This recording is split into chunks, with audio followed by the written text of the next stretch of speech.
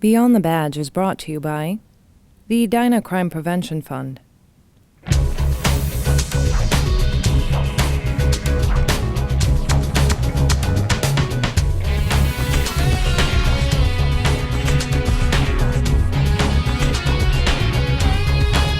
Welcome to Beyond the Badge, a program about the inner workings of the Edina Police and Fire Departments. Thanks for joining us. I'm Sergeant Brian Hubbard. Every other year, the Edina Police and Fire Departments stage a mock car crash at the high school during homecoming week in an effort to reduce preventable accidents by teen drivers. Edina TV's Matt Koskinen brings us the story.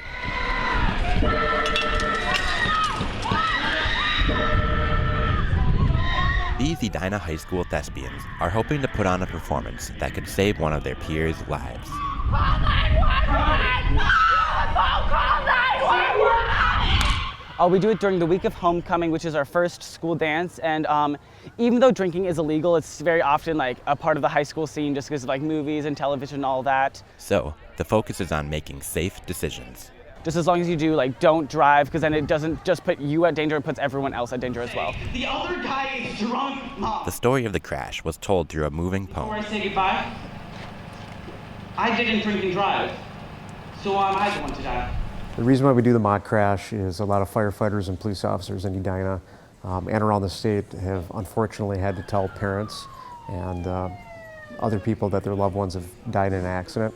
And it's something you'll never forget, and it's a horrible task that has to be done.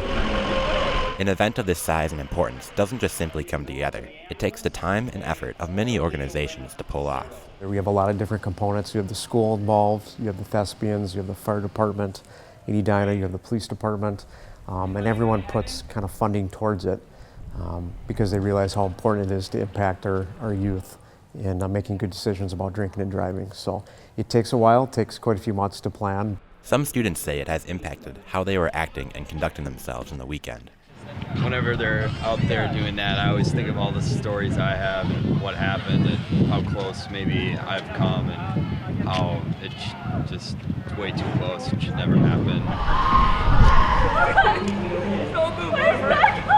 Try to make it as realistic as possible to impact the youth that are watching it, because that's really the only way to get to them. Finishes their job, firefighters pack up their gear. If we can impact one person by doing this mock crash, then we've done our job. We've hopefully saved a life by doing that, and that will be one less person that we have to go tell that their loved one has died in an accident. At Edina High School, Matt Koskinen, Edina TV. The mock crashes are known to be so lifelike that they oftentimes move students to tears. El Salvador is the smallest and most densely populated country in Central America. In fact, nearly 6 million people call it home. Still struggling with the consequences of a 12-year civil war and constantly affected by natural disasters such as earthquakes and tropical storms, almost 3 million there live in inadequate housing. Since 1992, Habitat for Humanity El Salvador has provided housing solutions for more than 37,000 Salvadorians. This January, 7 past and current Edina police and fire employees will head to El Salvador to assist Habitat for Humanity in building homes. Let's go to Fire Station 1, where Sergeant Aaron White is with Dispatch Supervisor Tony Martin and Fire Chaplain John Good to discuss the trip. Thank you, Brian. I'm out at the Edina Fire Station today, and I'm joined with a couple guests today to talk about a very special project that they're going to be involved in coming up in January. I'm joined by Tony Martin, the supervisor of our 911 Communications Center. Thanks for being here, Tony. Thank you, Aaron. And John Good. John, you have a couple titles for us. You work as a volunteer chaplain with the fire department. That's correct. Thank you for that. And then tell us a little bit about your day job, and then we can kind of tie in what we're here to talk about here today. Sure. I work for Habitat for Humanity International, which is based in Georgia, but I live here in Edina, and Habitat, as many people are aware, is a housing organization. We do affordable housing in about 75 countries around the world. And my job is to intersect with our faith-based partners. I'm a pastor by training. I served at Christ Presbyterian here in Edina for 6 years, but I've been with Habitat for the last 6 years. Okay, and you hit on the point that I think a lot of people have heard of Habitat for Humanity, but maybe don't know about the global reach. Right. Touch on that a little bit. Yeah, so Habitat's involved in all 50 states, and as I mentioned, in about 75 countries. And our mission is a world where everyone has a decent place to live. And to do that, we engage homeowners who put in sweat equity to help build their own homes, anywhere from 300 to 500 hours. And when the house is completed, with the help of volunteers, Habitat hands over the keys to the new house. We hand over a Bible, which is a demonstration of our motivation. And then we also hand over the mortgage, because now the homeowner pays Habitat back a no-profit loan. So the house payments are usually cheaper than what they were paying in rent.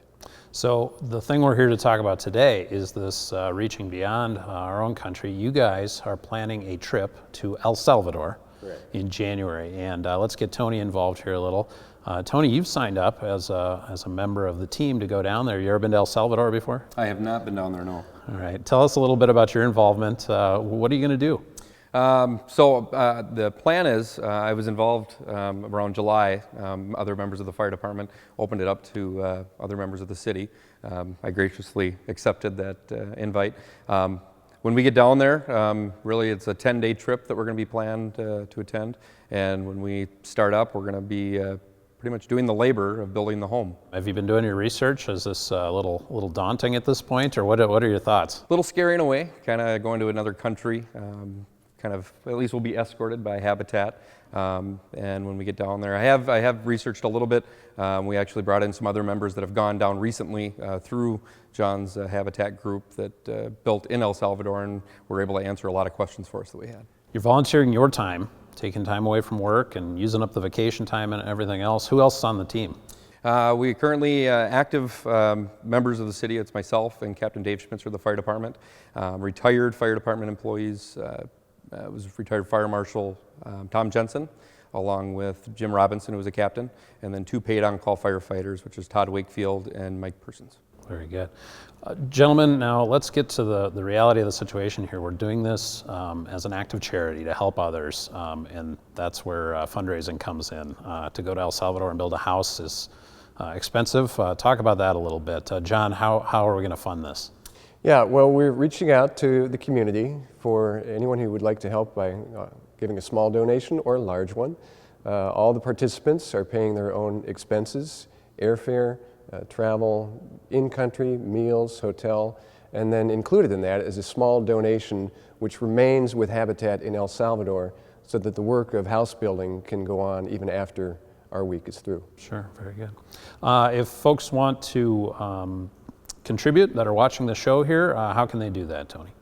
We do have a website through Habitat for Humanity that people can donate, since each member has to generate their own funds to go, whether it's they pay or people donate. They can do that. There is a website through Habitat for Humanity specific to our fire department group.